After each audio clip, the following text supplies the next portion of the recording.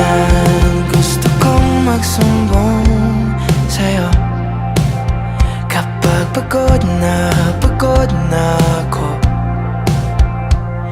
Tama pa bang init na yakap mo ang hinahanap ko? Minsan gusto kong tumawag sa'yo para lang marinig ko ang boses mo. Mali na ba kapag nakangiti ako?